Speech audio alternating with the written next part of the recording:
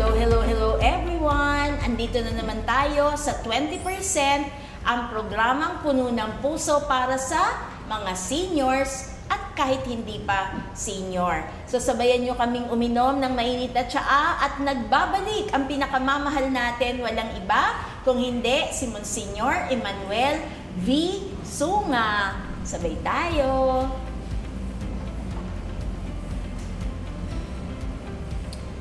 Let us praise the Lord. And give Him thanks. So, Monsignor, maraming salamat sa iyong pagbabalik at marami kaming natututunan. Yun po bang letter V, yung iyong middle initial ay Venko? Opo. So, how are you related to yung namayapang Monsignor? Pinsang buo yun ng mother ko, pero Venko ang linya na. Kaya sa amin, may mga religious on the direct line and on the sideline. So talagang pang Leviticus, yung iyong mga Levites, mga pampari talaga yung iyong lahi, Monsignor. Ang Hagunoy po kung saan kami nagmula ay isa sa pinakamaraming pari at mga religious na naibigay sa simbahan. Oh. Sa aming lugar, hindi ka lalampas ng 5 bahay na walang isang bahay na merong pari. Talaga, ganun kadami po? O, yung iba'y patay na lamang. Pero marami. Marami. So, sana po ay dumami pa, no? Sana nga po. At yun ay dahil sa kung maganda at mahusay ang mga paring na pupunta roon ay nakapagbibigay ng inspirasyon, nakapagbibigay ng lakas ng tawag ng Panginoon sa mga tinataniman niya ng vocation and mission sa kanilang buhay. Ito po, Monsignor, meron pong magandang sinabi si Pope John Paul II na ngayon ay isa ng santo. Pakinggan po natin. Ang sabi po niya, the world looks to the priest because it looks to Jesus. No one can see Christ, but everyone sees the priest. And through him, they wish to catch a glimpse of the Lord. Immense is the grandeur of the Lord. Immense is the grandeur and dignity of the priest. Wow! Kaya ngayon titigan natin lagi si Monsignor Sunga. Talaga, the glimpse of Christ. So kanina binibiro ko si Monsi eh. Ingit na ingit ako doon sa complexion niya eh. Walang wrinkles si Monsi. Pero Mons, ang buhay pagkapari, syempre puno rin ng konsumisyon yun, hindi lang puro misyon hanggang dulo. So paano ka nagko-cope with the stress, pressures, tension brought about by the challenges sa buhay ng isang pare? Naalala ko yung sinabi sa akin ng spiritual director ko, forget everything but never forget how to pray. Okay. Because prayer is union with God. It is not recitation of formularies or what. It is your union with God. And how does God unite with us? It is through the heart. God resides in ourselves, in our heart. That is the biblical heart, not the physical heart, not the romantic heart, but the biblical heart. Kaya ngayon, panahon ng Kwaresma, lagi natin naririnig, change your heart. Rend your heart, not your garments. And that heart is the biblical heart wherein God unites Himself with each one of us. And that is fortified, strengthened, and with all the forces of the divine graces, that is the residence of God in us. So, union with Christ. Monsignor, was there a time na, kasi parang familiar yung mga sinasabi mo, naging spiritual director ka ba ng apostolado ng panalangin? Until now. Oh, kaya naman pala, nararamdaman ko yung sa iyong mga sinasabi, no? Kaya marami kang inalagaan ng mga apostolada. Hello, mag-hello ka, Monsi, sa ating mga apostolada. Yan yung mga bantay ng simbahan talaga natin na nakaluhod talaga at hindi mag-absent. Pero maganda, Mons, yung challenge mo ha. Prayer is not simply a recitation of prayers, but really being united with Christ. Pagka naging united kami with Christ, ibig sabihin, talagang pipigilan namin yung mga pagkapilya namin, pagiging madaldal namin, para all the time kasama namin si Kristo talaga. And you are not united with Christ. Hindi tayo nakakaisa ng Diyos kung tayo nakaluhod, kung tayo nagsisimba, kung tayo nagro-rosaryo, kundi every moment of our life. Ika nga ng mga Benedictines, Saint Benedict and Saint Scholastica, the sister. Anong motto nila? Ora et labora. So your labor, your work becomes a prayer. Because when you, at the beginning of the day, unite yourself to God in all your doings, in all your joys, in all your sorrows, the thing that we are doing now is a prayer. Because we do God's will, we fulfill what He wants us to do for the betterment of the world, for the betterment of our fellow men, and for the betterment of our souls. So much so that it is a prayer. We are uniting ourselves with God every second of the day, every second of our life. So talaga, Monsignor, itong mga apostolada natin, talagang lumuluhod talaga yan. At hindi bumababa sa isang oras. Kasi merong holy hour talaga. Pero Mons, marami na rin bang namayapa na? Kung isang batalyon ay narorositas. So sasalubong, naghihintay na sa ating pagdating. Maybe you have heard about Sister Susan Reyes, sila Chairman Lopez, sila Charing de Rosario. Ang dami na po nila. Ngayon, yun nga ang problema namin ngayon. Walang mga kabataan na pumapalit sa kanila. Kahit na yung kanilang mga anak, kanilang mga apo, ayaw din eh. nagsashy away. Pero Monsignor, kahit naman mag-try ng best, no, itong mga mothers natin, parang ang dami kasing options. I wouldn't say distractions, but rather options. Kaya parang ang hirap magbuo ng mga junior. Yung parang junior apostolada, junior CWL. Kasi ang dami ng options eh. They also get involved, pero hindi na nga automatically dun sa footsteps ng mga predecessor, sa mga magulang. Do you know, according to the mind of the Holy Father, who is the head of the Apostleship of Prayer all over the world, once you pray the morning offering, automatically you are a member of the Apostleship of Prayer. Yung mga nagmi-meeting, these are those who propagate and they get a special training in theology and in practicality in their own parishes. So hindi kailangan na imposition, Mons? Hindi po. Kaya nga, maybe you notice that sa mga parokya, before the beginning of the Mass, they pray the morning offering. Yes, yes. So automatically, those who are present there are members of the Apostleship of Prayer. So ang ganda nitong pinag-uusapan natin, Mons, kasi nga this year has been declared to be the year of prayer. So, syempre dapat ang frontliners natin dyan, edi yung mga apostles, mga apostolada ng panalangin. Hindi kasi, po. Hindi? Dapat ang mga pare. Ikaw, Mons, Tingnan niyo, mag-deepen yan. Ang mga Muslim, they are supposedly to the call of their imam from the turret, calling everybody, all the Muslims to prayer. They pray 5 times a day. True. 5 times a day. Yung formal prayer. Huh? Yes. And we priests, they got that from the system of the Catholic Church, because Mohammedanism came 500 years after the birth of Christianity. They got that from Christianity.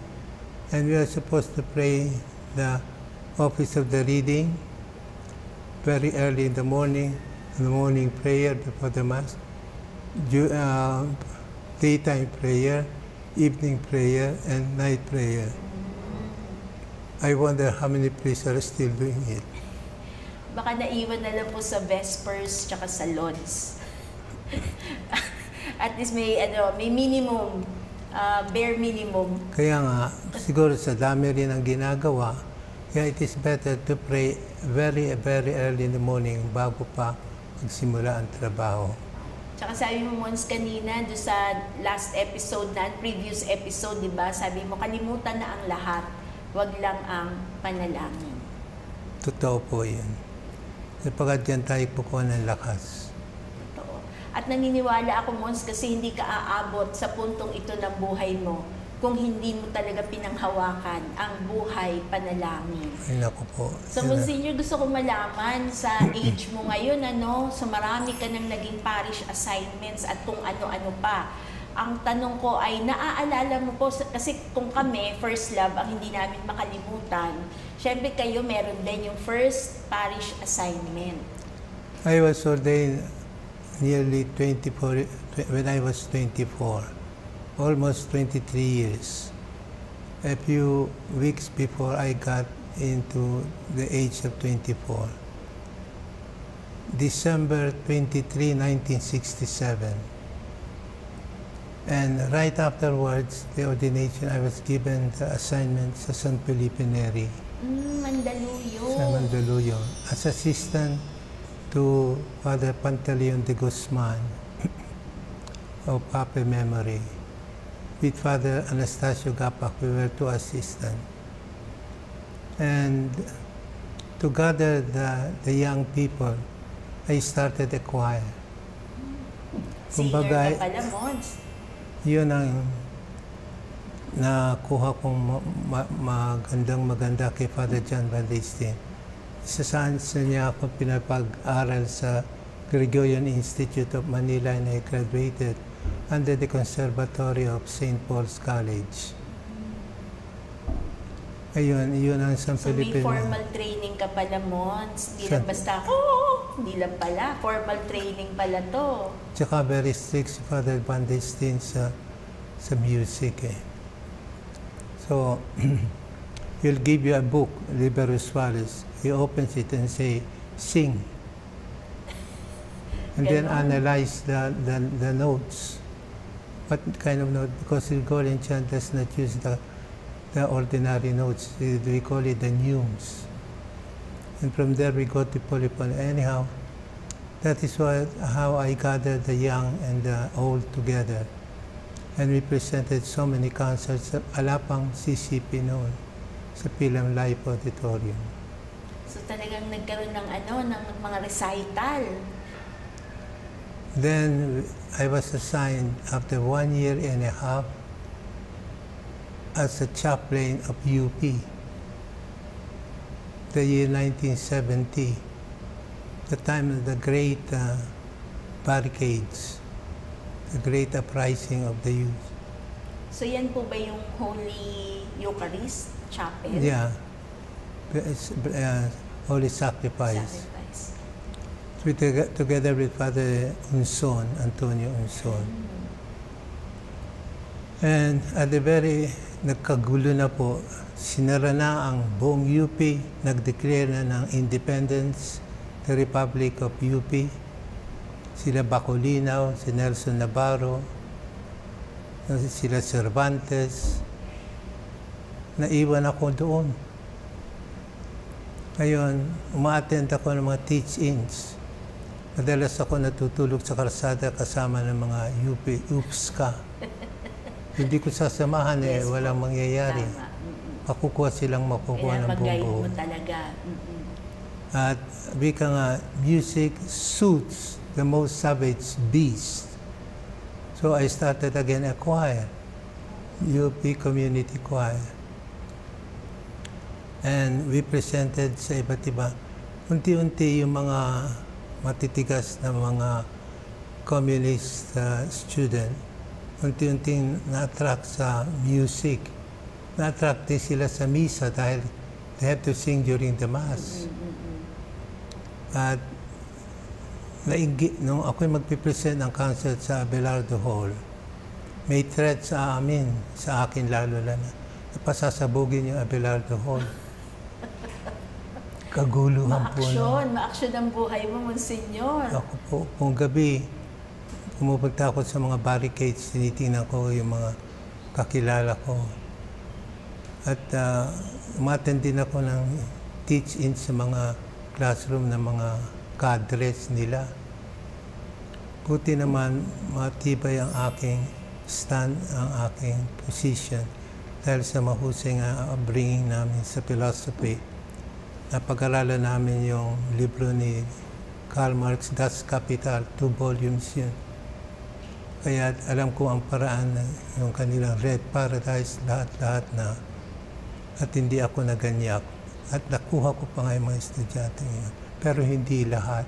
May mga napahiwalay din. Yung presidente na tanging anak ng 2 profesor na very close Catholic, umakyat sa bundok. Hindi ko na narinig.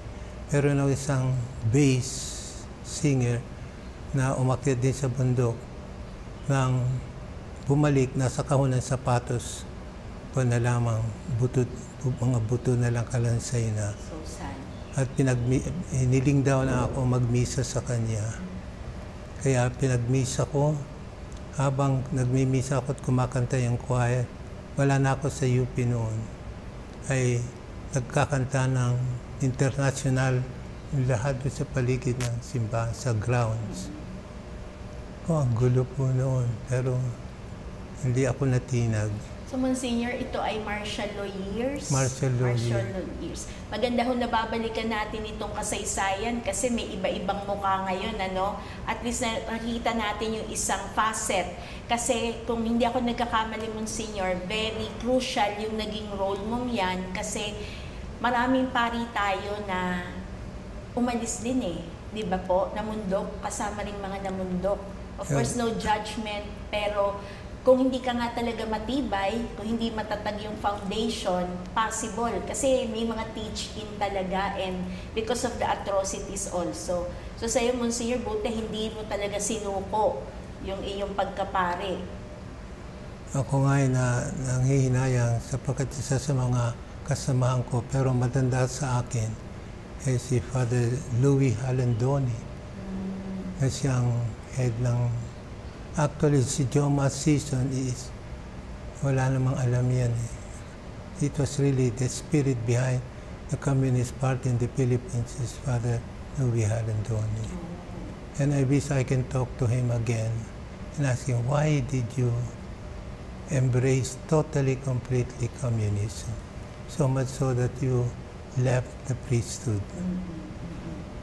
So, ang hirap, ano? Where do you draw the line? We do not condemn them, but we try to pray and understand them.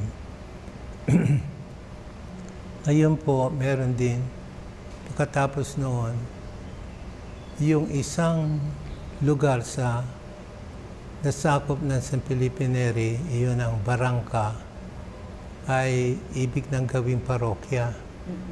Dati-dati na ako nasa San Felipe Neri, doon ako lagi nagmimisa, tsaka sa hulo. Ngayon, sa umaga, nasa UP ako. Pagkahapon, nagko-commute lamang ako, pumupunta ako sa Barangka. Wala pang kumbento, wala pang simbahan. Meron lamang kubo-kubo at yung lupa na i-donate sa simbahan ng munisipyo. Doon ako nagsimula. Monsignor, yan ay ano ng parokya ngayon? San Roque. Barangka. Ng Barangka. So talagang ang dami mo palang pinagdaanan, Monsignor. So sabi mo, kubo lang yan nung araw, pero ngayon ay isa ng malaking simbahan. So Mandaluyong, ang alam ho namin hindi lang EDSA ang magulo, pati Mandaluyong ay punong-puno. Yung kumbaga ang dami na, crowded na talaga yan. So nung araw, hindi pa yan na itsura niyan. Hindi pa po itsura, pero marami na rin nakatayo mga estruktura. Alam mo ba, Monsignor, bakit ba naging Mandaluyong yan? Yung pangalan? Opo, yung pangalan. Sa pagkakaalam ko po, yan ay Madaluyong. So, ibig sabihin may tubig dyan? Actually, nung araw daw, yun ang sabi ng mga naringgan ko. Pero wala akong talagang data from strict research. ang Manila Bay hanggang diyan. Kaya hindi ba ang Maynila came from Maynila? Yes. Swampy? Tama. Kaya iyan, ang tubig ay maabot hanggang diyan sa... Kaya nga ang Mandaluyong hanggang sa may Quezon City ay puro matitigas na adobe yan. Totoo. Diyan humahampas yung alon ng galing sa Manila Bay. Kaya iyan ang kinuha nilang salita, Madaluyong hanggang naging Mandaluyong. So may mga pinanggagalingan po kasi, no, yung ating mga nakagisnan na, pero may history yan. Tapos yung kay Monsi natutuwa ako kasi yung San Felipe Neri, ang tanda-tandang simbahan na yun eh. Pero ganun na talaga itsura nun, Opo. Mons? Hindi nagbago. Sa loob lang napaganda. Pero yung structure, except yung kumbento, sinakop na ng eskwelahan ngayon eh. Opo, San Felipe Neri Catholic School. At yung mga pari, nakatira na lamang sa may sacristy. So yun basically ang nabago. Kaya nung araw, umaga, nasa UP ako, nagmimisa ako. Pagkatanghali, nakikikain lamang ako ron. Takbo na ako sa Roque. Wala pa akong tirahan doon. Kaya umuwi ako sa bahay namin, Santa Cruz. Pag-uwi ko, nag-jeep lamang ako. Nagkakagulo dyan sa Recto, nagde-demonstration dyan sa Ligarda. Mga rallyista ng Menjola. Oo. Ngayon, naglalakad lamang ako dahil walang pauwi sa ako sa amin sa Santa Cruz. Matutulog lamang ako roon. Tapos madaling araw, takbo na ako ulit sa UP para magmisa ng 6 a.m. Mga ilang taon nang tinanas kong ganoon hanggang sinabi sa akin ni Cardinal Santos, pagpapatayo na kita ng kumbento. At saka kanyang hinamon ang mga tao, kung ano man ang ma-raise ninyong pera, dodoblihin ko. Kaya nasimula na yung simbahan. Maganda noon, sa UP, nakaibigan ko si Napoleon Abueva. National artist. Hindi pa siya national artist. Sabi niya, lahat ng artwork sa iyong bagong simbahan, ako ang gagawa. Wow! Kaya kung makita mo yung crucifix doon, yung altar, yung baptistry, at yung mga yung St. Peter, St. Paul, St. John, na naroroon sa tagiliran ng matataas yun. Napoleon Abueva pala yan. Lahat Naku, yan. fortune na yan, Monsi. Naku, I think art-wise yan ang pinaka-most expensive na parokya. I hope they realize that too. Yun na nakalulungkot. Yung ibang mga pare na hindi nalalaman yung kahalagaan, ibig sirain, baguhin, palitan. Sapagkat alam mo, yun ang hindi maganda sa amin. Pagka may bagong pare, ibig yung nakaraan, alisin at yung kanyang idea ang isang ipatupad. Monsi, ganyan din naman sa amin, sa mga laiko, sa pamilya. Pinaghihirapan yung mga ancestral houses. Pero pag pinamana na at nag-take over na yung mga anak-anak, agad-agad, naku, gagawing condo yun. Gagawing building yon. Kasi para sa kanila, parang, teka muna, pangit na sira-sira, mas malaki pa yung costing yan. So, ang punto lang naman natin dito, Monsi, ay kay simbahan, kay pamilya, kay lolo, kay lola, we also have to respect our past, the history. Kaya ngayon ho to, lagi tayo nagkukwentuhan, di ba, lolos and lolas, tuwing Lunes, kayo ay nag-tune in dito sa TV Maria para sa ating programa kasi pinagsasama-sama natin yung mga gandang alaala na yon para marirealize natin and we learn to appreciate more. Bakit tayo pumunta sa puntong ito ng buhay natin? It is always because of the past. Para magkasama yon, bibit-bitin natin into a better future. Para sabi nga, Monsignor, di ba, dapat laging today is better than yesterday. But do not remove the yesterday. Just become a better version of the past. pero do not erase. Kasi pag in-erase mo, magkakaroon ng mga revisionism, di ba? Sa ating kasaysayan. Kaya ikaw, professor ka ng history eh. Kaya magandang ma-interview natin si Bishop Curtis kasi alam ko siya ay naging estudyante mo. Kaya sa susunod nating episode, mapapanood din natin yan, abangan natin kung paano mag-relate yung dating teacher at dating profesor sa kanyang estudyante. So, Monsignor, ngayon nandito naman tayo sa pagharap into the future. Paano ho ba, dapat po bang katakutan ng lolos and lolas natin yung magandang sakramento ng anointing? Kasi minsan, syempre, ang lolos and lolas na yung labas-masok sa ospital, minsan hindi pa rin sila open pag kumuha ang apo ng pare at nagpa-anoint. Minsan nagagalit pa sila. Nga, mangyari siguro kasalanan din natin. Dahil ang dating pangalan ng anointing of the sick ay extreme unction. At nakalagay, ultimo na, katapusan mo na. Kaya kapag tumatawag ng mga pari para sa anointing, sinasabi nung may sakit, ako ba'y mamamatay na? Ako ba ay kumbaga initsapwera na ninyo? Hindi po. Kaya nga pinalitan yung anointing of the sick. Ito ay para doon sa mga may sakit na malubha. At saka, dati-dati minsan ka lang bibigyan ng anointing.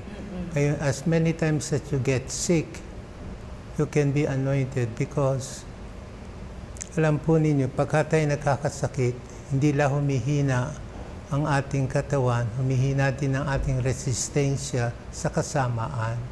Yes. Madali tayong mahulog sa tukso, madali tayong mawala ng pag-asa. Ang despair, yung kawalan ng pag-asa, ang madaling pumasok sa atin. Kaya marami sa Home for the Aged sa Amerika at sa Europa na nagpapakamatay yung mga matatanda sa Home for the Aged. Dahil dumarating yung sakit ng katawan, sakit ng walang pag-asa, kaya sila ay humingi na yung tinatawag nating mercy killing o euthanasia. At ito ay napakasakit. Malaman na sa katapusan ng buhay mo, yung pamana na walang ka ng pag-asa. At ang simbahan ay merong practice na huwag kang ililib, huwag kang bibindisyonan sa loob ng simbahan. Hindi kayo papasok dahil ewan ko po ngayon kung ano ang pag-iisip ng simbahan o pag-iisip ng maraming pari na iyan ay excommunication, with the penalty of excommunication. Sabi ng iba ay bibindisyonan ko rin yan dahil baka nakapagsisi yan. Baka we do not know.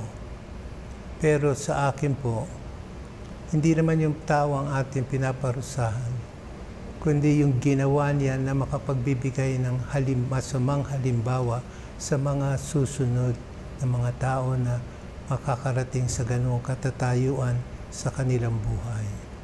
Na kung saan sa tindi ng hirap na dinadala ng katandaan at sakit ay mawawalan sila ng pag-asa. Akala nila yung pagpapakamatay ang pinakamadaling tapusin ang kanilang paghihirap. Ngayon, meron pang isang umiiral ngayon, yung mga Pentecostal, kung saan nagpapahit sila ng olyo kahit kanino man. Kinakailangan po talaga ay makapagkumpisal kung malakas pa, sapagkat the anointing of the sick is also the sacrament of the dead. At kaya ay mahihandaan sarili nila. Hindi yung kahit na wala kang sakit, dahil nakita mo nakapila sa simbahan yung mga tao, pipila ka rin. Iyon ay nakuha, ewan ko lang po correct me if I'm wrong, nakuha natin sa mga Pentecostal. Yun ang kanilang mga practices, yun nagpapahid sila ng olyo. Kaya madalas, kuminsan, may humingi sa akin ng oil of the sick. Sabi ko, bakit? Magpapahid po kami sa aming prayer session. Eh, ewan ko kung ganoon din ang ginagawa ng maraming pare. Kahit sino pa man, basta healing mass, pwedeng bigyan ng anointing. Pwede lang po yung mga may malubhang kasakitan, yan ang pagkakaalam ko.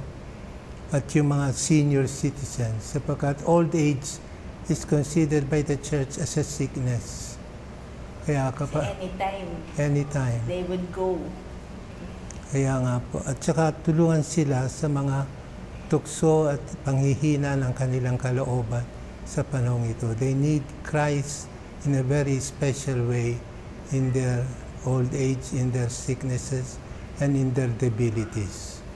So napakabait po ng ating simbahan, napakayaman ng ating simbahan na inaalagaan tayo hindi lang dun sa ating womb, but even until tomb, alagang-alaga yung ating mga kaluluwa. Kaya lolos and lolas, magandang pananaw dun sa anointing of the sick.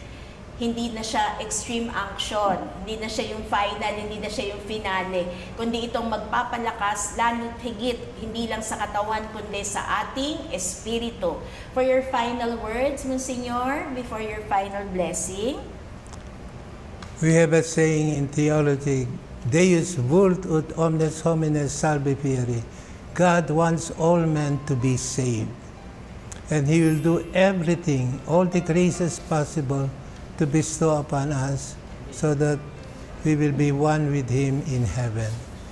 Kaya po, sa ating mga may edad na, sa ating mga senior citizen, huwag tayong manghihinawa sa ating pagtawag sa Panginoon, sapagkat Siya lamang ang tanging lakas, pag-asa, at ang ating kinabukasan sa Kanya. Kaya huwag tayong mawawala ng pag-asa.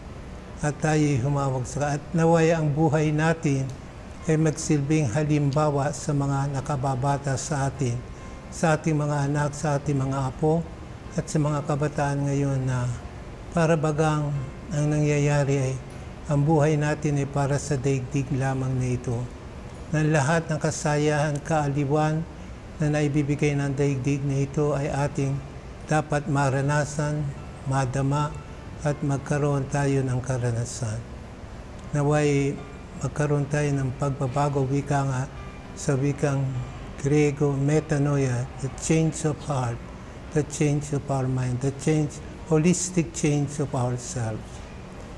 At lahat na ito hinihiling ko sa ngalan ng ating Panginoon, si Jesucristo ang nabubuhay, naghahari, magpasawalang hanggan. And may the blessing of the Almighty God, the Father, the Son, and the Holy Spirit. Amen. Amen. At sa ating pagtatapos, nais kong iwan din sa inyo ang salita ng Diyos from 2 Corinthians chapter 4. Therefore, we do not lose heart. Though outwardly we are wasting away, yet inwardly we are being renewed day by day. For our light and momentary troubles are achieving for us an eternal glory that far outweighs them all. Let us praise the Lord and give Him thanks. So, samahan nyo kami sa darating na Lunes at magkasama na si Bishop Cortez at si Monsignor Emmanuel Sunga. So, abangan nyo ang episode na yan next Monday. So, maraming salamat, dear Monsignor Emmanuel Sunga. And thank you sa lahat ng ating followers. Till Monday, see you again. Bye-bye!